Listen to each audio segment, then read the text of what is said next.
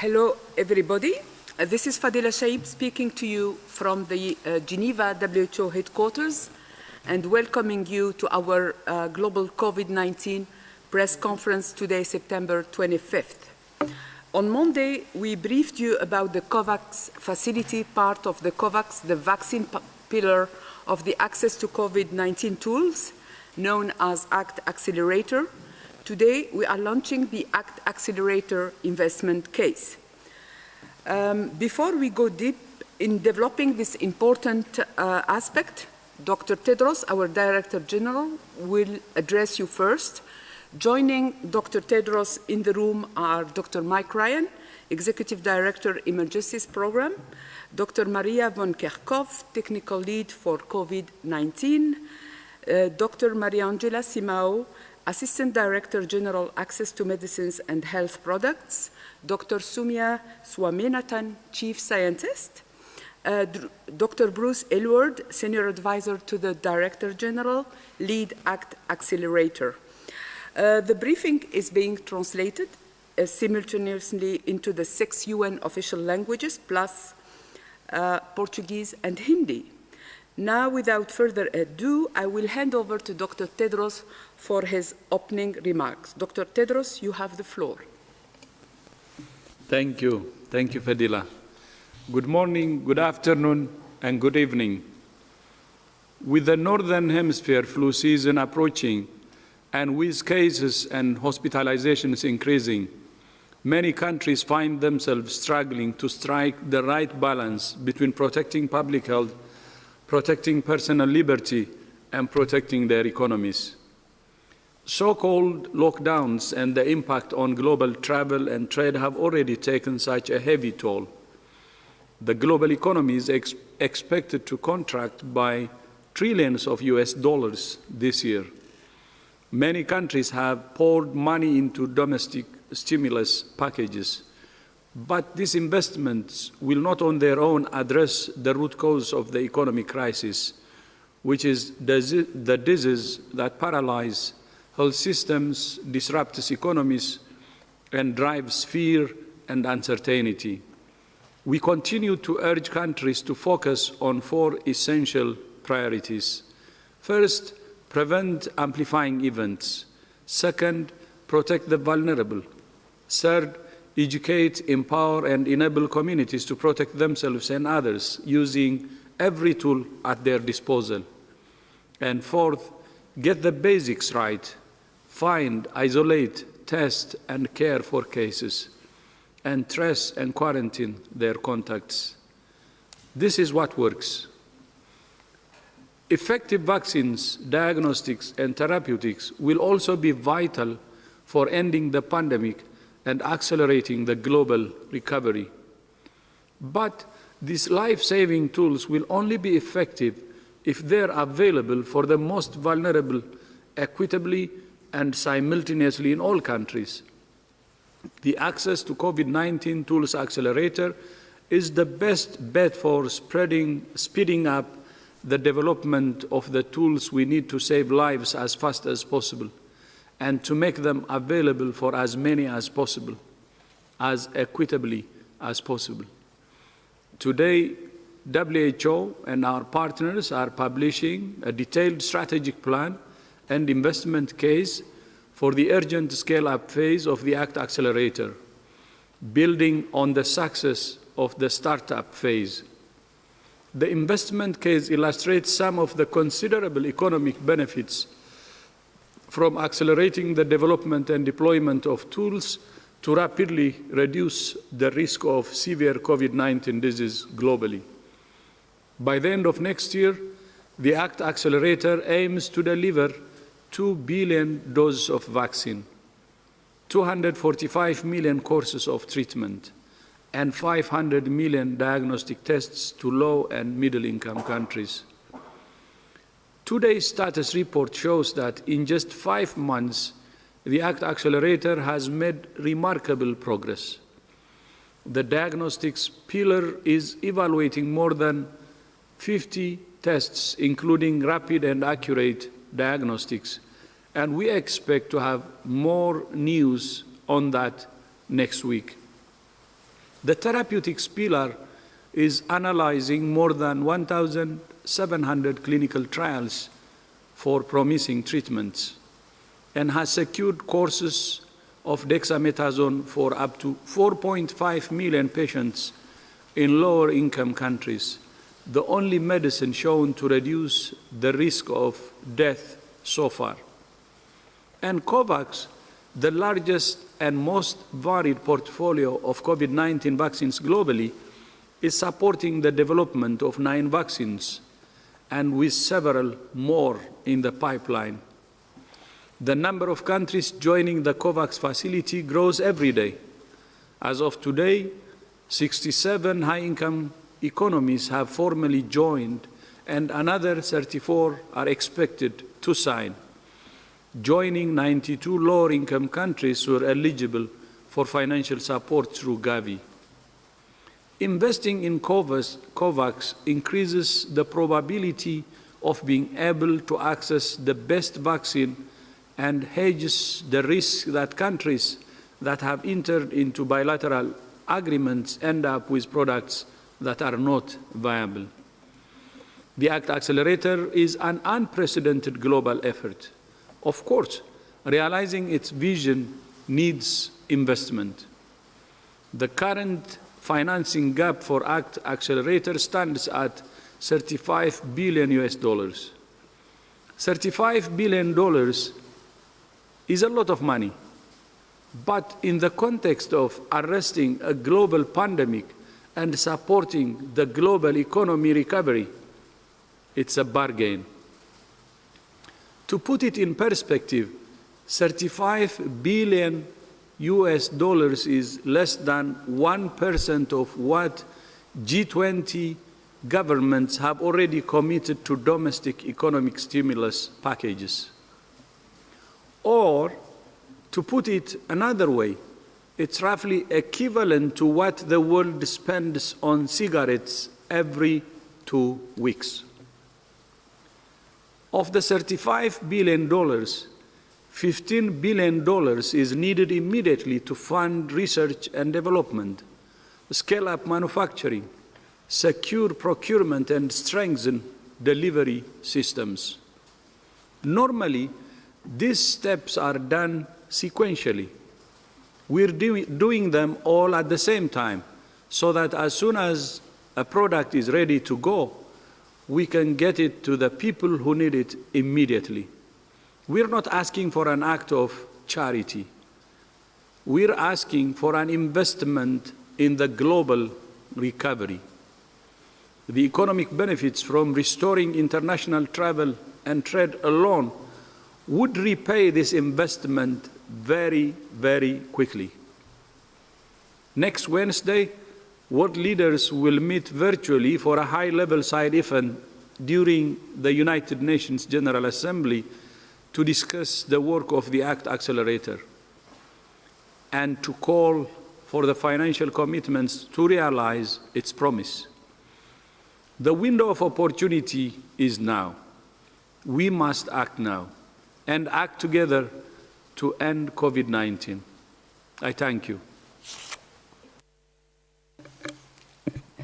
Thank you, Dr. Tedros, for your opening remarks. We will now open the floor to questions from journalists.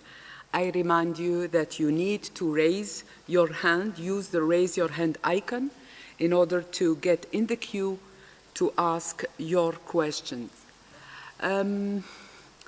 I will now give the floor to Mr. Du Yong from Xinhua. Can you hear me?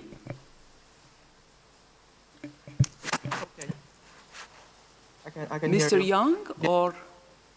Can you hear me? Yes, I can hear you. Please go ahead. Okay. Thank you for taking my question. Many world leaders expressed support for multilateralism at the UNGA. The Chinese president has also reaffirmed the commitment to multilateralism and stressed that solidarity and cooperation is the most powerful weapon in the face of COVID-19. So how will the WHO continue to utilize multilateralism to beat the pandemic? Thank you. Thank you, Mr. Young. I would like to give the floor to Dr. Ryan. The World Health Organization was actually created as a multilateral institution by 194 member states. It owes its very existence to the idea of multilateralism, sharing of knowledge, collective responsibility for global health, and collective action to protect it. The work that we do today in every aspect of this response, the work that the partners in the ACT Accelerator are doing around the world speaks to that mandate, it speaks to that responsibility, and one which we take very seriously. And therefore, yes, of course, this is a time that the Director General's speeches time after time. He's been calling since January, February for solidarity, science and solutions. And the ultimate expression of solidarity is governments acting together collectively and in a coordinated fashion to solve problems for all our citizens. And we very much welcome all of the commitments to that we've seen at the UN General Assembly from many, many countries over the last week. Thank you, Dr. Ryan. We will move now to London, to Mr. Borzu Daragahi from The Independent. Can you hear me? Please unmute yourself. Hi, can you hear me? Yes, very well. Go ahead, please. Great, I'm actually in Istanbul. I had a rather broad question about the impact of the COVID-19 pandemic on global medicine. Can any or all of you, if you would like, comment on how the pandemic, in your view, over the last 7-8 months has changed medicine in terms of recruitment, retirement, protocols, and what, if any, patterns have you seen within the medical communities regarding changes? Amnesty said earlier this month that at least 7,000 medical workers have died of COVID-19. I don't know if that's a total number, but how does a tragedy like that impact a profession as medical professionals yourselves? Thank you. To respond to your question about the impact on health workers, I would like to give the floor to Dr. Edward Kelly, who is Director, Integrated Health Services at WHO. Dr. Kelly, you have the floor. Thanks for the question. And the bottom line is that COVID has changed probably forever many things in our societies, but certainly it's changed the delivery of health services. Just last week with Dr. Tedros and a number of people here in the room, we celebrated World Patient Safety Day, the theme being safe health workers, safe patients, to talk about the impact of COVID and not just infections, but the stress and the mental health and also the new ways of working that have forced the medical community to adjust to COVID. Right now, in terms of what's reported to WHO, the healthcare workers in terms of infections have been about 14% of all the infections that are reported to us.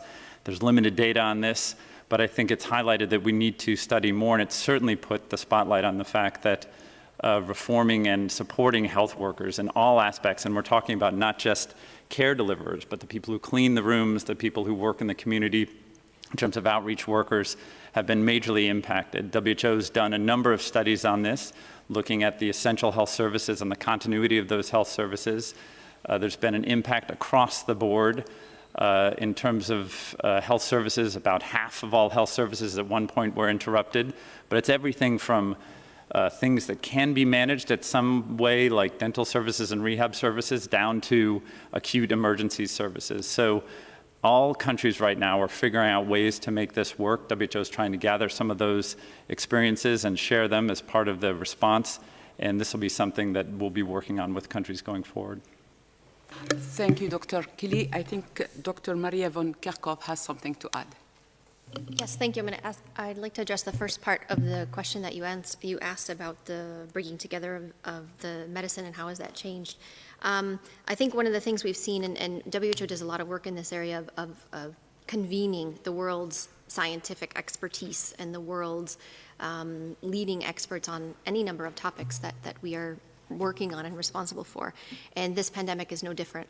So quickly, we utilized our networks that have been in existence for emerging infectious pathogens like SARS, like MERS, like influenza, and brought that together to better understand what we were learning about this virus, around severity, around transmission, about clinical care, about everything that you could think of. And that was no different in this pandemic. But what that really allowed us to be able to do, and you've heard me say this before, we are working with thousands of scientists all over the world in all of these different international networks. But that really helped us to be strategic and smart about the type of studies that needed to be done. We had a meeting in early February under the R&D blueprint to have a research forum to say what are the critical questions, the critical unknowns that need to be addressed under 9 different topics, from epidemiology to the animal-human interface to therapeutics to virology, all IPC, so many different topics, and then pushed that science to be done, pushed those studies to be done, ensured that we had the right groups doing different types of research and not all doing the same research in one particular area, and then coming together regularly to discuss and debate, review all of the papers that are coming out. And I think that ability to be able to harness that world's expertise, not only to say these are the studies that need to be done, but to drive all the way through identifying the priorities, outlining the research methodologies that are critical to address those critical unknowns. And we have a number of protocols that are out to follow really high-level, robust methodology, everything from zero-epi through the clinical trials, to be able to get those answers quicker. But the science is really accelerating. I mean, 9 months, 10 months in, the science is coming fast and furious. And we work through our science division that Sumya leads, and with our partners and in the science division, but also the Goran Research Network, to review the studies that are coming out every day. And there are preprints that come out every day. They haven't gone through peer review, but there's hundreds of them, if not thousands of them. And the studies are becoming sharper. The studies are becoming more specific. They still need to go through peer review so that they go through that process. But we are working to pull all of that together and look at our guidance and look at our advice. And that's why our guidance and advice evolves. But I think that's a really good question, because this pandemic, again, just accelerates the speed at which WHO and our partners are able to come together and push that even further. So it's a process. Science never finishes. It's something that evolves over time and it grows, and that's a positive thing, and that's why our guidance evolves over time. But we're really grateful for all of our partners doing high-quality research, taking the time to do it well, putting it through peer review, and making sure that they're addressing these critical unknowns. Thank you, Dr. Van Kerkhove. Now the next question will come from Stephanie Nebehe, Reuters. Stephanie, do you hear me? Yes, thank you, Fadela. Can you hear me? Yeah, very well. Go ahead, please. Thank you very much. I wondered if someone could elaborate, please, in terms of what I understood were the 67 countries that have joined, self-financing countries that have joined COVAX, with, I think you said 34 more expected. Could you elaborate as to whether China is among those, and whether Taiwan, which today said it had signed up on September 18th, is among those? And also, just as a corollary, we understand from a Chinese official today that WHO has, quote, supported its emergency use of vaccines. Can you perhaps comment on that, please? Thank you. Thank you, Stephanie. Dr. Bruce Aylward. Thanks, Fadela. Yes, so that's correct. Right now, there are an extraordinary number, and it changes every single day in terms of the number of countries that are working with with the countries and economies working with the COVAX facility.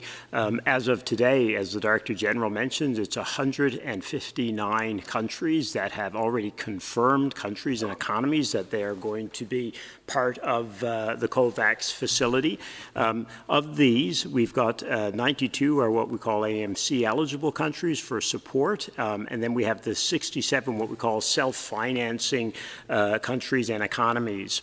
And of those, we have 29 actually have come together through what's called Team Europe, and in addition there's another 34 that are still in discussion. So the final number could be well over 170 countries and economies that are part of this. And yes, indeed, Taiwan is one of the economies that have joined the COVAX facility, and which is great. We're in discussion with China as well about the role that they may play as we go forward in the with the COVAX facility, particularly in terms of the importance as a potential supplier of vaccines on the global scale. I think, as most people on the call are aware of the all of the vaccines that are currently now in phase 3, 4 of these vaccines are vaccines from China. So again, an important potential player as we go forward. On the specific issue of the emergency use licensure, I think Marie-Angela. Thank you. First of all, let me emphasize that countries have autonomy according to their national regulations and legislation to issue emergency use authorizations for any health product. And China and other countries have already done so for different products. And WHO has emergency use listing provisions and has issued already several products for diagnostics. We have not yet issued provisions for EOL of vaccines. But today I have good news for you, because we have just put out for comments a draft criteria for assessment of COVID-19 vaccines for emergency use listing or pre-qualification, and this will help manufacturers understanding the criteria, and also this is up for comments until the 8th of October, public comments, organizations, manufacturers, and individuals, because this will help to all partners to understand what's necessary to put a product that's both safe and effective into the market, and what are the elements that will make it eligible for either an emergency use listing by WHO or a pre-qualification. Thank you. Thank you so much, Dr. Simao. The next question is I will give the floor to Robin Millard from AFP, Agence France Presse. Robin, can you hear me? Hello, yes. Can you hear me? Yes, very well. Go ahead, please. The world is approaching 1 million deaths from COVID-19. Is it unthinkable that 2 million might die before a vaccine becomes widely available? Thank you, Robin. Dr. Ryan will take your question. Thank you. It's certainly unimaginable, but it's not impossible, because if we look at losing 1 million people in 9 months, and then we just look at the realities of getting vaccine out there in the next 9 months, it's a big task for everyone involved to, as Marianne just outlined, the issues of listing, there's the issue of scale-up, there's the issue of funding these vaccines, there's the issue of distributing these vaccines, and then the issues of acceptance. And beyond that, with the work we still have to do in controlling this disease. And remember, we have things we can do now to drive transmission down and drive down the number of deaths. We're seeing clinical case fatality rates slowly drop. We're seeing doctors and nurses making better use of oxygen, better use of intensive care, the use of dexamethasone, which again was referred to in the DG speech, and which the ACT Accelerator will provide a lot of focus on, and other therapeutics as they come online. So it is 1 million is a terrible number, and I think we need to reflect on that before we start considering a second million. There is a lot that can be done to save lives, both in terms of disease control, existing life-saving measures, and the innovations that are coming down the pipe. The real question is, are we prepared collectively to do what it takes to avoid that number? Are we prepared to fully engage in the surveillance and testing and tracing, in managing our own risks at society and community level, governments supporting communities to take that action? Are we willing to make the investments now that are needed in the ACT Accelerator, especially in COVAX? Because these are number one, the investments we need to make and the actions we need to take at all levels of our society, both subnationally, nationally and internationally. Are we willing to take the multilateral action, the collective global action, to take control of this virus rather than this virus controlling our destinies? If we don't take those actions and we don't continue to escalate and evolve the nature and scale and intensity of our cooperation, yes, we will be looking at that number, and sadly, a number much higher. So the time for action is now on every single aspect of this strategic approach. The DG has said it again and again and again. Not just this, not just test and trace, not just clinical care, not just social distancing, not just hygiene, not just masks, not just vaccines. Do it all. And unless we do it all, the numbers you speak about are not only imaginable, but unfortunately and sadly, very likely. Thank you, Dr. Ryan. Dr. Elward has something to add. Yeah, thank you very much, and thanks for the question, Robin. I think we have to be super clear. Whether another 1 million people die of COVID-19 is not a function of whether or not we have a vaccine. It's a function of whether or not we put the tools, approaches, and knowledge that we have today to work to save lives and prevent transmission. It's as simple as that. And if we start thinking about it as a function of the vaccine, people will unnecessarily and unacceptably die as we wait for a vaccine. We should not be waiting. We have made incredible progress in terms of reducing mortality from this disease, in terms of preventing the most vulnerable and the highest risk from getting infected by this disease. It's unacceptable, it's unnecessary, and it should be unimaginable. And it should not be a function of whether or not we have a vaccine. It's a function of whether or not we, as individuals, as Mike emphasized, do what we can, our part, to prevent transmission of this disease. Thank you, Dr. Elward. The next question is from Ana Pinto, Fola de Sao Paulo. Ana, can you hear me? Thank you, Fadila, and good afternoon, everybody. My question is about how to talk to younger people. The European Commission said yesterday that this is the last chance to avoid new lockdowns like those imposed in spring, and called for the young people to comply with the physical distance rules and protect themselves and protect others. But I guess we have seen that it's not lack of information. So information is not enough to change people's behaviors. So since early this month, the WHO convened its special group on behavioral science. I wonder if there are already any insights about the best way or the most promising ways to get people to really take care of themselves and others, especially younger people who seem to believe that COVID-19 is not such a big deal. Thank you. Thank you, Anna.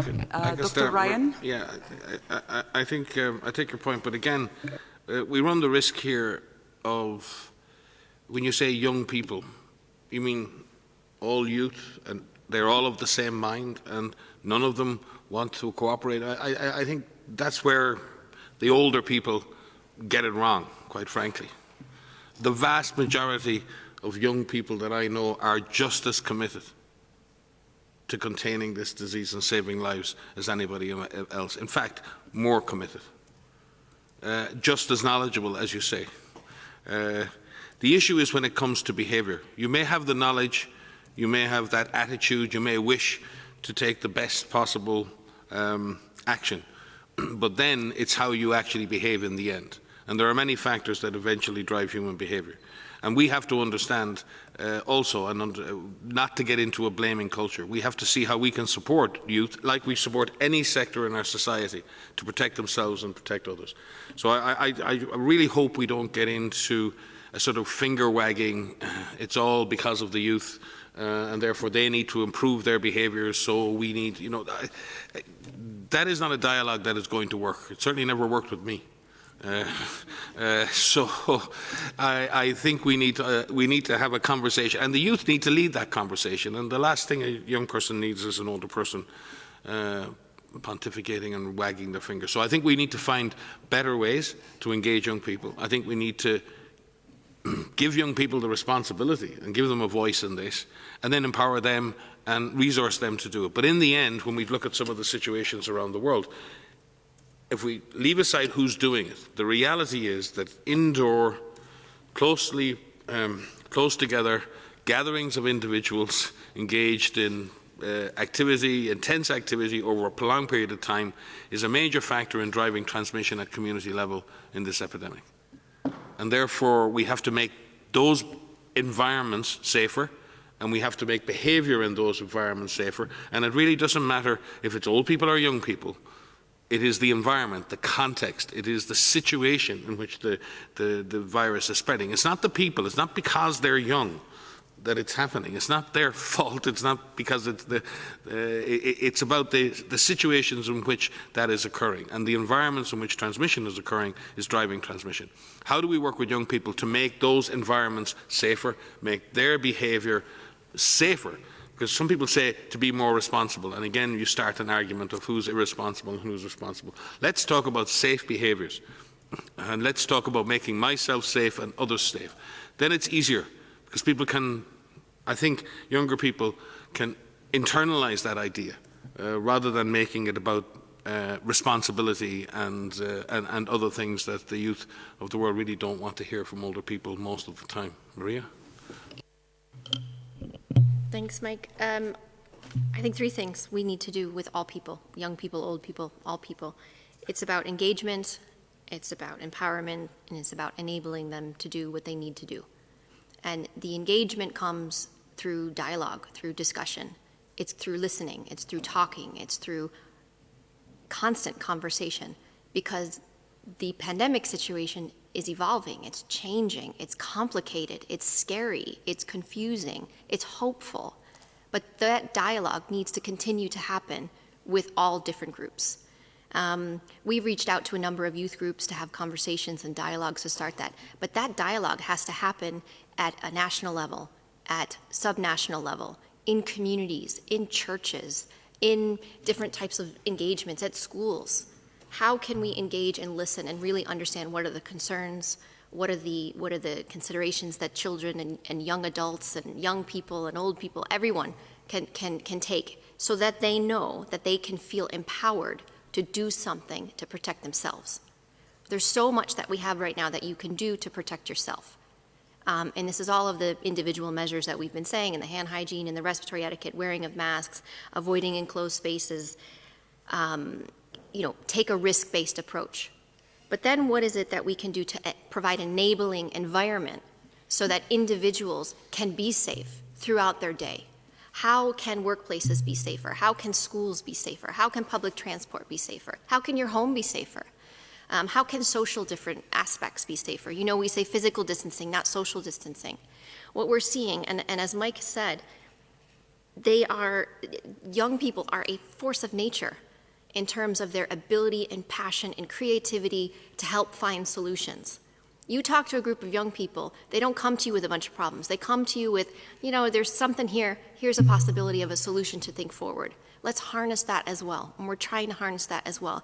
We're trying to all work through what our new normal looks like, and whether we like it or not. Going back to the old ways right now is not going to happen. We are working towards keeping ourselves safe, finding ways to keep transmission to a low level while we open up our societies, and there are ways that we're doing that.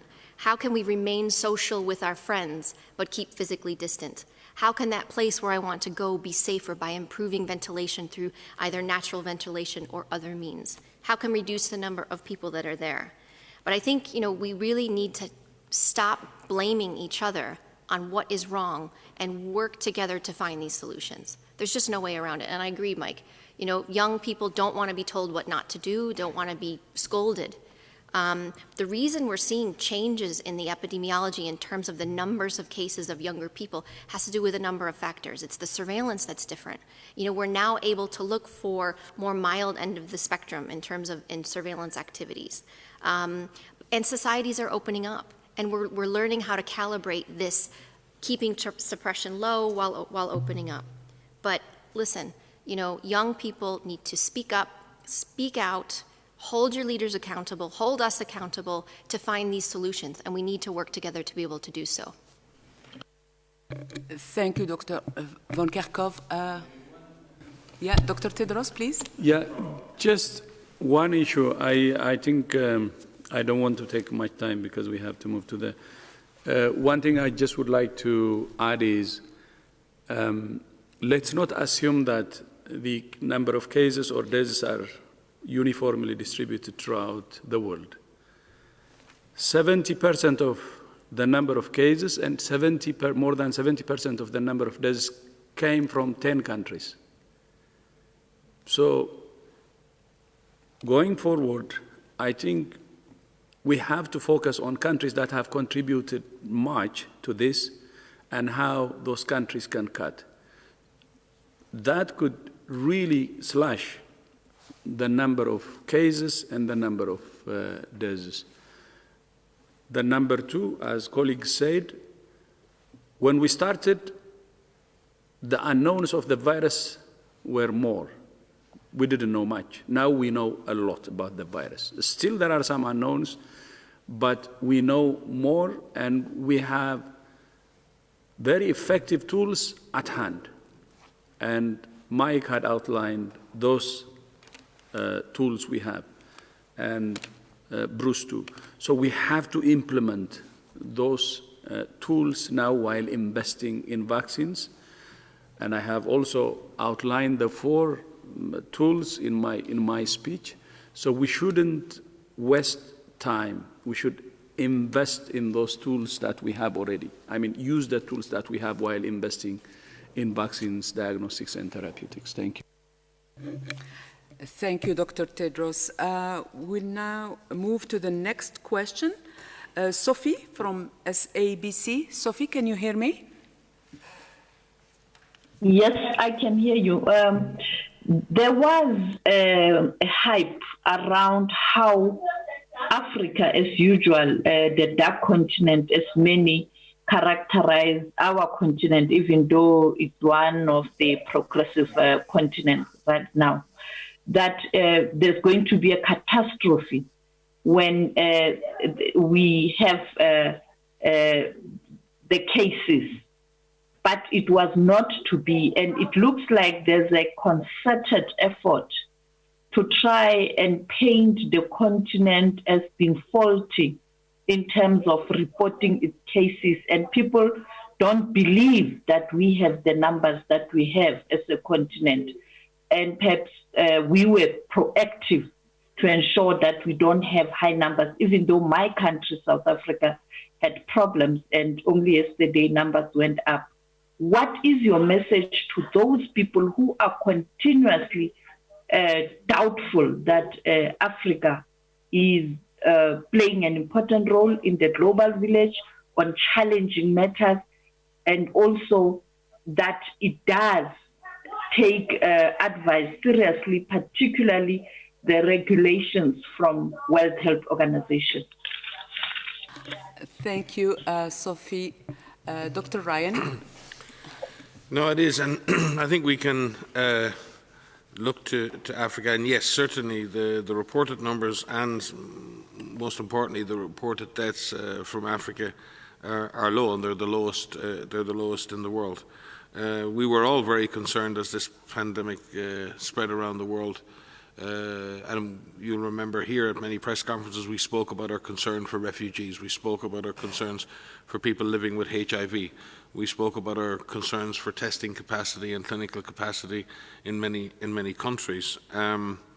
But we also spoke about the inherent resilience in Africa. We spoke about the maturity of community-based surveillance, of syndromic surveillance in Africa, of collective action, and I've certainly said it here personally, because I've had, and Dr. Tedros has too, so does Bruce, a lot of personal experience in the front line, how adaptable and how creative people, professionals, healthcare workers are in Africa at getting the job done and getting the care that people need, despite rarely having enough resources. So we spoke about both of those, but there was still a lot of concern. We're very pleased that in places like South Africa are bringing the disease under control and that we haven't seen this awful impact in people living with HIV. Again, governments and humanitarian agencies deserve great credit. A lot of work has gone into protecting vulnerable refugee and displaced populations. and also Africa benefits from its age distribution. The median age, I think, in Africa is 17 or 19 years. I mean, 50% of the population are in their teens in Africa. It gives an advantage in terms of the mortality from this disease. But Africa hasn't escaped unscathed. There are still many, many deaths, and South Africa had a very severe impact of disease. On the testing front, again, countries in Africa have really accelerated their capacity. We've worked with African countries, the regional director, Dr. Chidi Mueti, and the team, John Nkengazong and the people at Africa CDC, the reference labs that we built, worked with South Africa and within Senegal, have worked to ensure that all African countries now have laboratory testing capacity. It is still not completely adequate, but it has increased in availability and testing is much more widespread. But there are still many areas outside main cities where testing is not as good as it should be. So there still is a phenomenon of under-detection of cases, but it has got better. So overall, yes, we're not out of the woods anywhere, and I would say we're not out of the woods in Africa. The idea that everything is fine and everything is going to remain so, I think we need to be very, very careful. Africa needs to remain on guard, it needs to remain ready, it needs to continue to do testing and tracing and surveillance. And we need to continue to support those countries. The thing, though, and maybe Ed will speak to this, that African countries have suffered in this pandemic beyond the disease is the disruption of other health services, and that in itself is having an impact right now, and something we need to deal with in terms of recovery of those systems and avoid that negative impact of diversion of healthcare and diversion of healthcare services. The DG will maybe want to speak on this too, but Ed may have some figures on that. So yes, it is not a catastrophe by any means. And I would say, and again I've said it, Africa has many lessons to teach the world about how to be resilient, how to be creative. I have learned side by side with many of my African colleagues in the front line, and I guarantee you I've learned more than I've ever taught. And therefore, I think we need to look at the bottom-up approaches in Africa, the way in which responses are localised and communities participate, and the focus of health systems. And I know so many of my African health colleagues, when you talk about a public health problem, the first thing they will say to you is, what does the community think? It's instinctively much more, whereas you talk to northern medical colleagues, we medicalise and we biomedicalise every situation. And the thing I've noticed over my career with colleagues who've been trained and worked in Africa is that they immediately think about the community dimension as the first thing they think about, not the last thing they think about. And so I think maybe Africa is teaching us a trick or two. But again, don't get me wrong, Africa is not out of the woods. Vigilance is absolutely required. And we celebrate that Africa has not been hit in the way it could have been, but there are still many countries who may struggle if their systems become overwhelmed. Ed, you may wish to speak about the broader health systems issues. Yeah, just to jump in really quickly, thanks, Mike, for that. To note this, it's a great question, but in many ways, it's true for all countries that the toll for the services that were interrupted and the services people weren't able to get may end up far outstripping, in almost all countries, the toll from COVID. Eventually, we will see that. But certainly in Africa, you look at service capacity and the health workforce. In some countries, WHO has talked about the shortage of the healthcare workforce globally. Many countries realize that they have surge capacity issues over the course of the last months. In Africa, some countries are looking at 2 physicians for 100,000 people. So the idea that you can then continue to provide services while also trying to concentrate on this new disease and track and trace is very difficult with a workforce capacity like that. The impact on health services was higher, and the interruption on health services was higher in Africa than in other regions, only behind the Eastern Mediterranean region, where we saw in Africa about 60% on average of services were disrupted.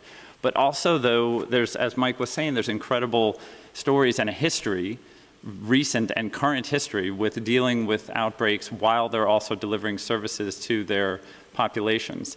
I have a very good friend, Francis Kate, who's Chief Medical Officer in Liberia. He gave a great interview early on in the outbreak where someone said, well, how is it that Liberia's been able, a country quite poor with very poor service capacity, able to handle this major outbreak that's brought other countries to their knees? And he said, well, we have a very simple 3-pronged strategy. We're testing as many people as we can. We are tracing every contact we have, and every single day we adjust our strategy. And it's a lesson for other countries. Thank you, Dr. Kelly. Dr. Tedros? Just one thing I would like to add. I don't want to, because Mike and Ed have already said everything that has to be said. One thing I would like to add is Africa is a continent. Africa is not a country. So there are differences between countries on how they handle even COVID or other things. So when we analyze, it's really important that we see country by country. In Europe, by the way, the same thing, because even in Europe, it's one continent, but the response to COVID varies significantly from one country to the other. Checking that will be very important, because there are 55 countries in Africa, and it's a continent, and there will be variations. And I would actually urge that we check country by country. Thank you. Thank you, Dr. Tedros. Let's move now to BN Kumar, Bees News Connect, India. Mr. Kumar, can you hear me? Yeah, I can hear you. Yeah, please go ahead. We have been talking a lot about the collective responsibility, collective working, etc. for the COVID vaccine.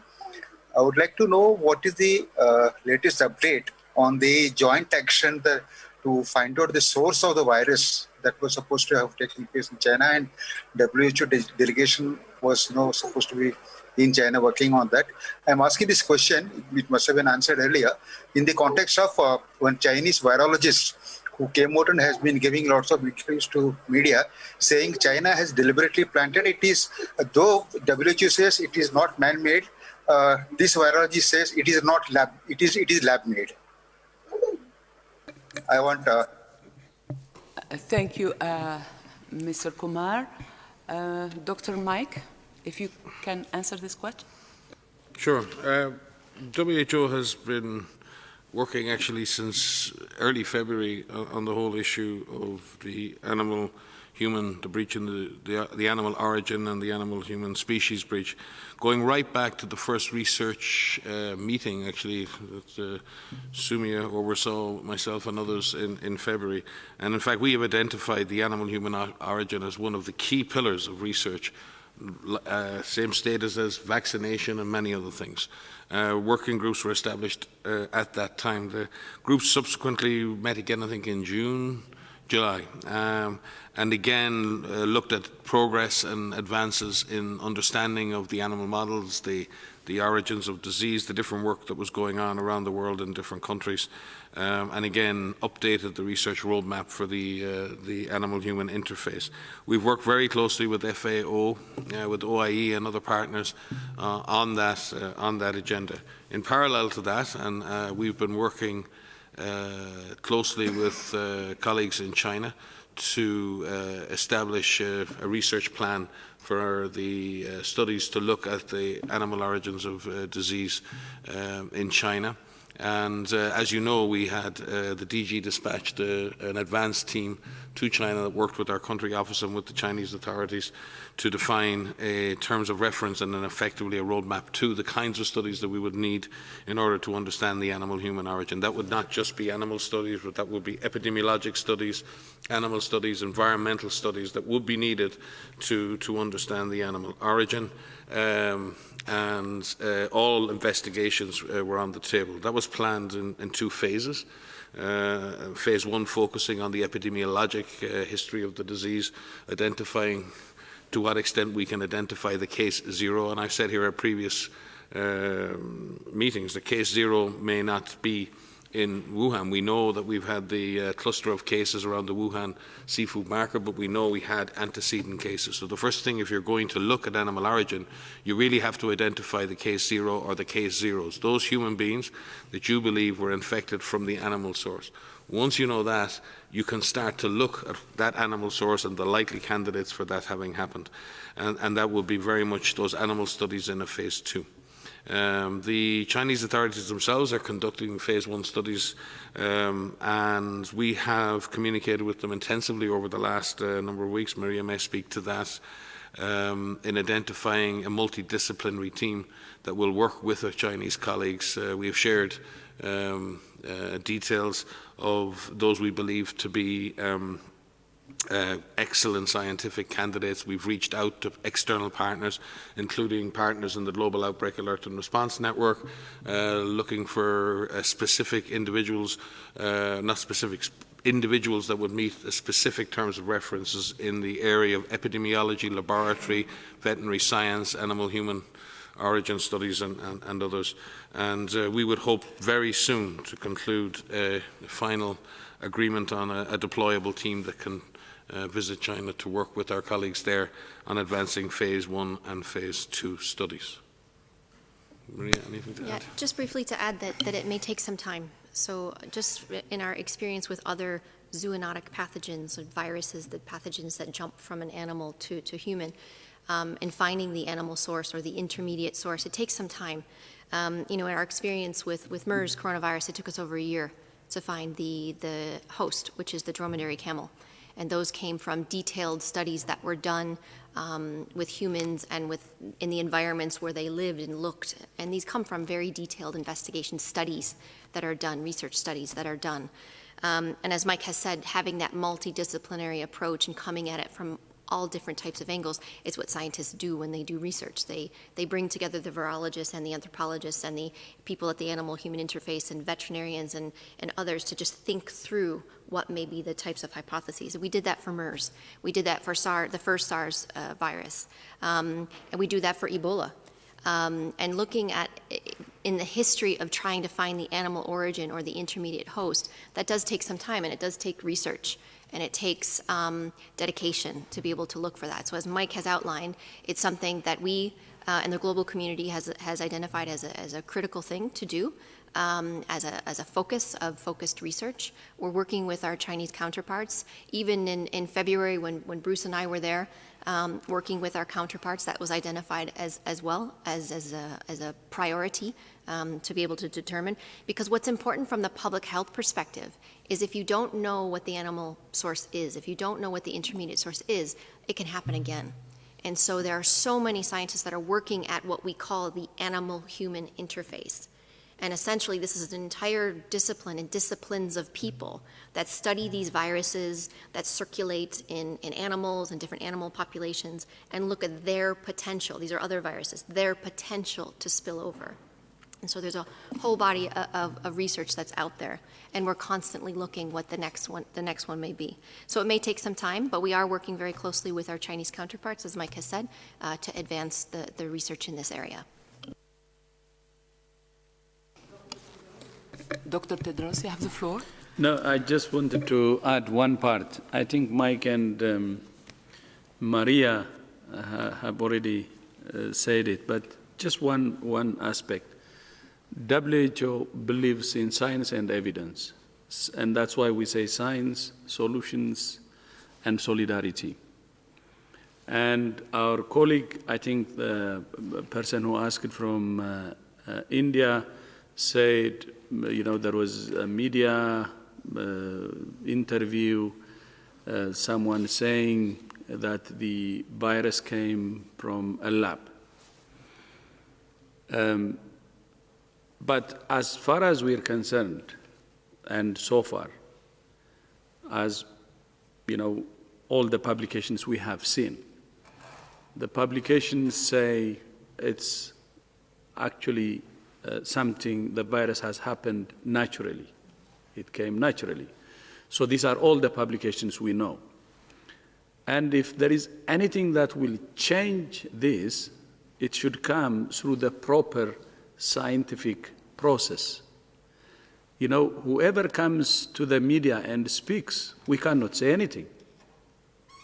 We would urge them actually to go through the scientific process, because here science and evidence should be central. And that's what we have to uphold. We cannot comment, we cannot say anything on whatever is being said in the media. Thank you. Thank you, Dr. Tedros. I would like now to give the floor to Kostas Davanis from ERT Greece. Kostas, do you hear me?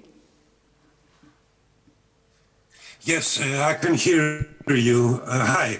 Hi. My question is, how do you assess the current situation with the coronavirus in Europe? Do we have the second wave, and can this second wave be more dangerous as the first in the March?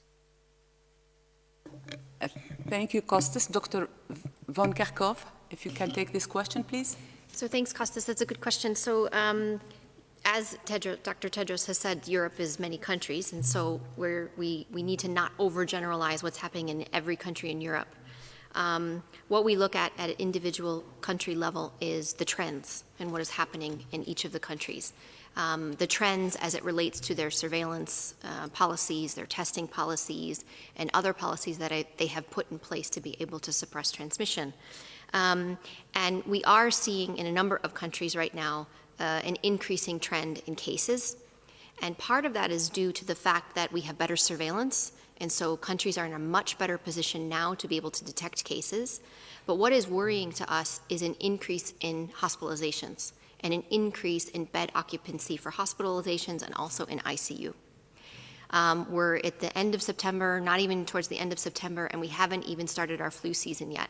So what we are worried about is the possibility, that these trends are going in the wrong direction. Now, on the other hand, we are in a much different situation now than we were in a few months ago. We have tools in place to be able to reduce transmission and to save lives. So the hospitalization rates that we're seeing now are not at the same level as we were seeing in March, April, May. But we want to make sure that those hospitalization rates stay low and that transmission is still brought under control because societies are opening up. And so what countries are doing is they're using a data-driven approach from the data that they are collecting from cases, looking at case numbers, looking at hospitalization rates, looking at ICU capacity, looking at the different types of transmission that is happening. Is it happening? Where is it happening? Is it happening in clusters? Is it happening at homes? Is it happening in the communities? And then taking deliberate, targeted action at the most localized level.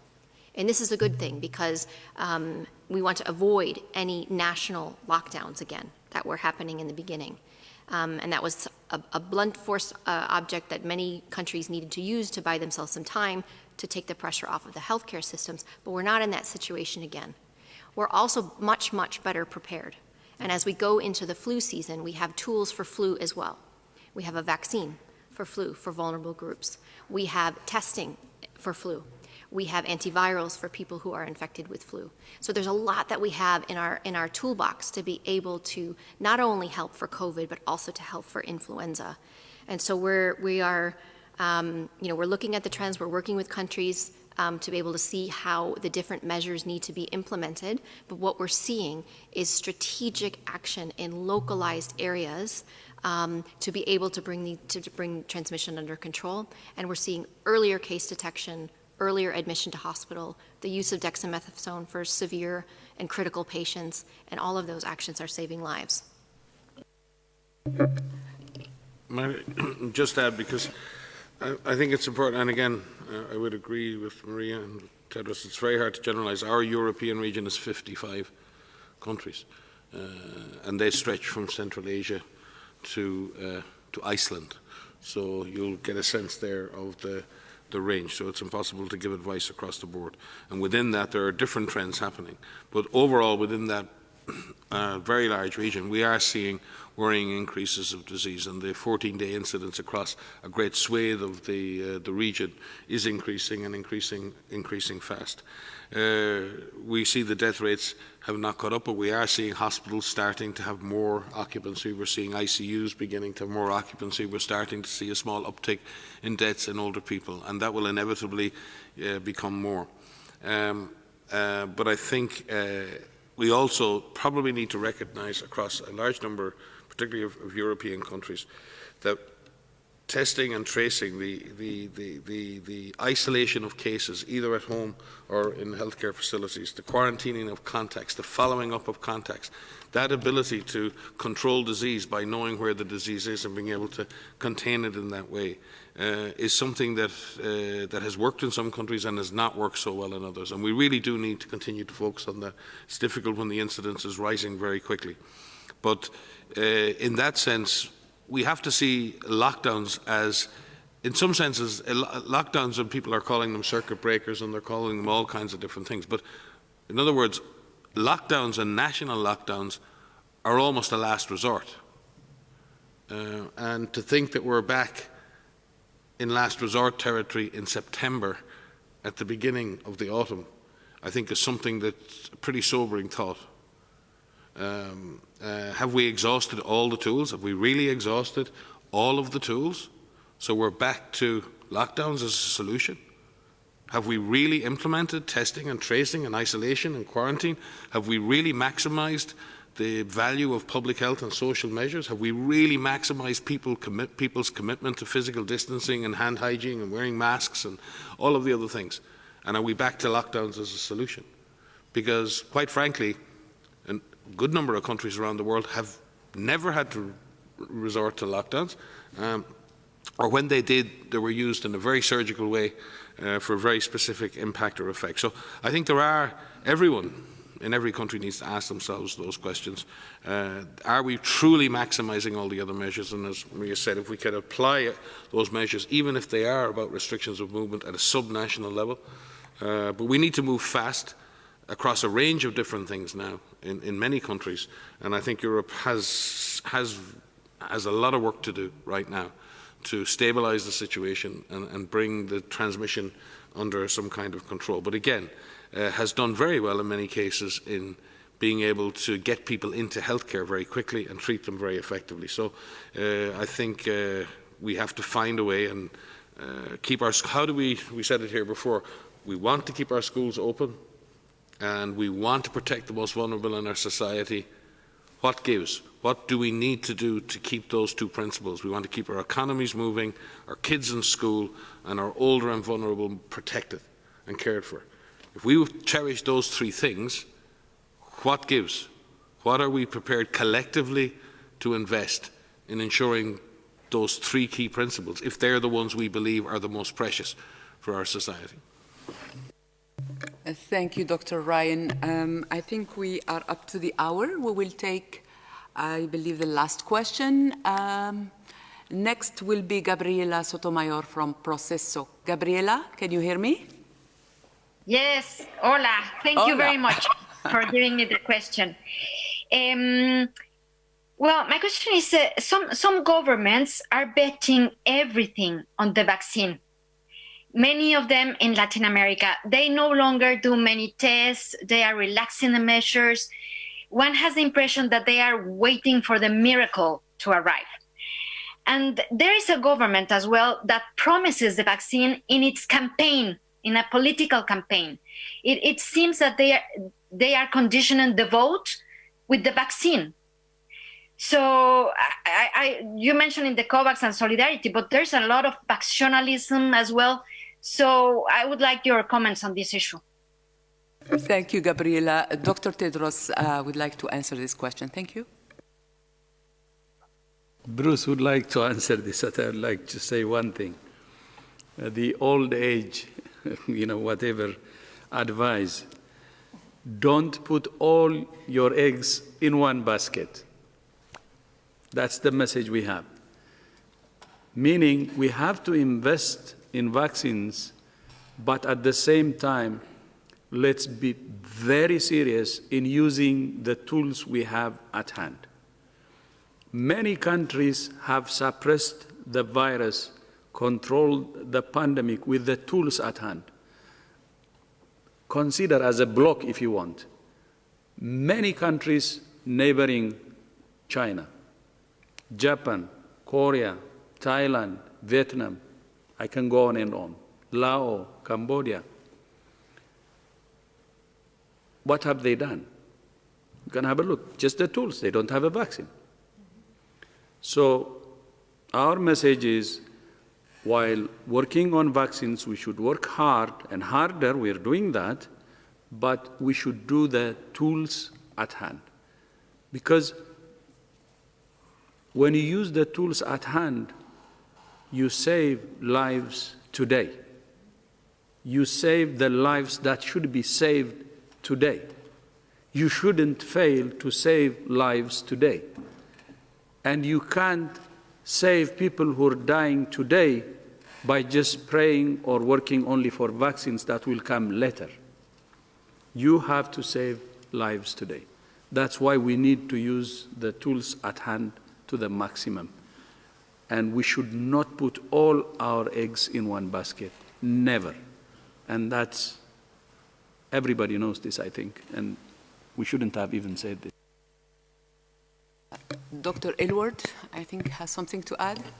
Yeah, if I was to paraphrase the wisdom of our Director General, we'd be saying to put as many of your eggs as possible in the ACT Accelerator, because in fact, putting the ACT Accelerator together, this was exactly the point that the founders were making, is that you can't bet on any one solution. You're going to need a mix of tools to be successful. So when we put the ACT Accelerator together, we're looking at vaccines, diagnostics, therapeutics to be able to solve the problem of severe COVID disease. The goal is get the severe disease down so that we can take the pressure off the health systems, we can walk back from the disruptions to our societies and especially to our economies. And that's the reason we published today the investment case, which lays out why this is such a good deal, such a good bet for the entire world. So to your point, we've got to bet on all of these tools and also the knowledge that we have today if we're going to be successful. Thank you, Dr. Aylward. I will let Dr. Tedros finish. Over to you, Dr. Tedros, because we are coming to the end of this press conference. Last words. Yeah, thank you. Thank you so much for joining, and thank you so much for the interesting question, Gabriela, the last one, and all journalists who have joined today. And have a nice weekend, and see you next week. Thank you. Thank you, Dr. Tedros. I remind journalists that we will send you the audio file of this press conference and the DG opening remarks. You will get the full transcript of this press conference on our website probably tomorrow morning. As always, I do apologize to journalists who were not, I couldn't take their questions. Thank you so much. A bon weekend. Bon weekend.